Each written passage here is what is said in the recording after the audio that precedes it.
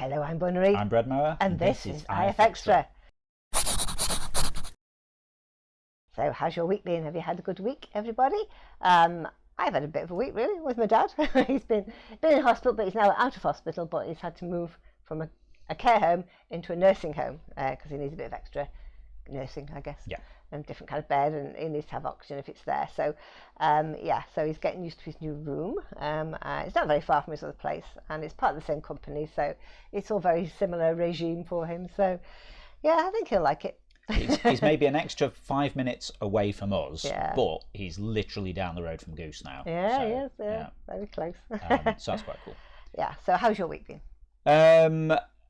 Just rushing around doing all kinds of bits involved with that, bits of other stuff and things as well. I got a bit of interference done. I mean, I'm looking forward to, in a few weeks, well, maybe not in a few weeks, let's, be realistic, but in the future being like, I got a little bit of interference done, but Goose got loads done.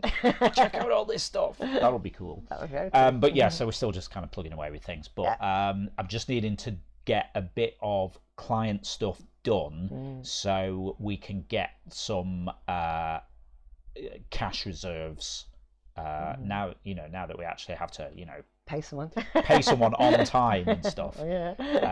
Because when it's just been me payrolled, if someone was late paying us, I could just be like, I'll just pay myself later. But we need to actually pay her on time. So, I think so. If it's another person, which got rent to pay and all that. Yeah. Anyway, it'll be fine. Okay, let's go and see now who won this week's awards. Picture of the week this week goes to Mr. Smoke for Still Life of a Bowl of Fruit. It looks just like one of the old masters. Absolutely brilliantly done. Nice work, Mr. Smoke. My favourite description this week was Question Man and Clockhead by Toilet. Ah yes, harking back to a simpler time when comic book villains had self-explanatory names. Yes, I can imagine it now. Hey guys, check this out. I've got a design for a new villain. His head is a clock. Well, what's he called? You can probably work out the rest for yourself. Nice work, Toilet. Community pick of the week this week goes to Smacko for Twister for Pets. I love the cat, it's doing really well, but I'm not sure how the little mouse is going to play. Nice work, Smacko. They were amazing. Awesome stuff there as always. Now we're going to see what we were talking about last week in the forums. So last week in the forums I said, if you could have chosen your own name, what would it be? When I was younger, I always wanted to be called Constance or Charlotte. I don't know why. I used to think I could be like Connie, short for Connie or Charlie. I thought it'd be quite cool. I still think they're cool names though. How about you? And Beth says, my name is Beatrice. And if I could rename myself, it would be Dorothea, because that name has a beautiful meaning, gift of God. Is that like I assume that's a variant of Dorothy? Yeah, Dorothea or Dorothy, yeah. Yeah, okay, interesting. Nice. I don't think I've seen that written down before. No. Okay, cool. Muckluck Canuck says, I like my name fine now, but when I was young, I desperately wanted a name where the nickname would sound like a guy's name, like Maxine, Max, or Stephanie, Stevie. That'd be cool. Now, this, random memory unlocks. This has reminded me of doing GCSE French and German, where in your written exam, one of the things you generally had to do was write a letter to someone. And I was always paranoid about getting the wrong gender for the dear person. Yeah. So I always used to write things to my friend Max, because then if anyone was like, oh, you've put Max, but you've put the feminine. Oh, yeah, short for Maxine. That's a good one. I never knew that. Oh, yeah. Yeah, pro moves. Yeah. Okay, as Ziza said, I don't know, but my current name can be used for either men or women. However, the year before I was born, a movie about a sculpture, a French woman bearing that name, also released. Since then, my name is, in the mind of many, exclusively a female name. It's getting tiring every time to correct people about my gender in emails, and you wouldn't believe the number of people who think I'm getting tired. I'm making a mistake and correcting me, to see people coming into my office mouth agape, but I thought my counsellor was a woman. Perhaps I should rename myself Roger or Robert. Those are virile names for virile men you might encounter in the pub. I won't say my name, but there's only one well-known French sculptor. I can't think of one. I feel like that's happened with a name over here recently. What was that? Because something was a particularly gendered name. Yeah. And then it was in a TV program or a film or something, and then it's kind of flipped. Oh, okay. So that's I can't think what it is, yeah, but okay. I can't think what it was. No, it'll come to you then.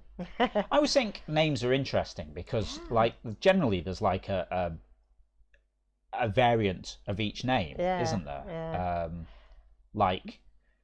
Yeah. My name's Dave Bernard. and Davina, Yeah. I guess. I mean, you just add or remove an E Yeah. on your name. But yeah, it's sort of interesting. Sometimes I try and think of names and then work out like what the thing would be. Yeah. Like, I don't know, like Laura, is that Lawrence? Yeah, Lawrence or Laura. Yeah, Lawrence. And Lawrence. Don't know if that can be male and female or not. Lauren. Yeah. But is the female version of Lawrence, is that Lauren?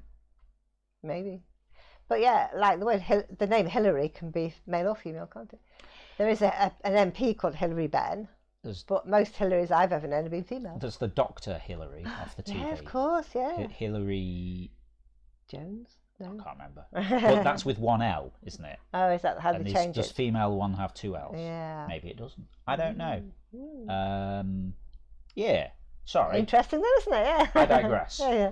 Anyway, there's lots more answers in that forum. Go and have a look. It's really interesting. And put yours in too. Okay, now we're going to see what we'll be doing next week in the forum games.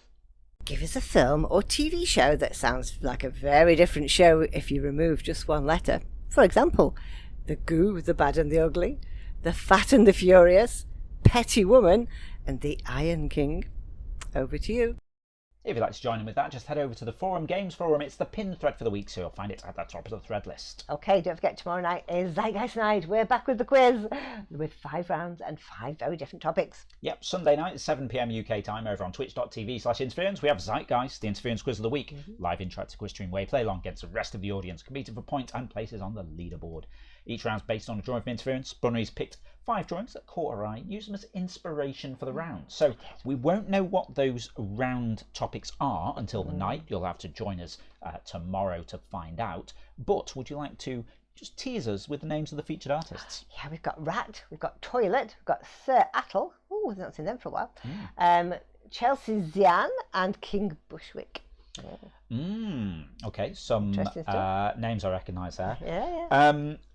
I should say as well, I mean, respect to Toilet, who we had to, GDPR and all this kind of thing.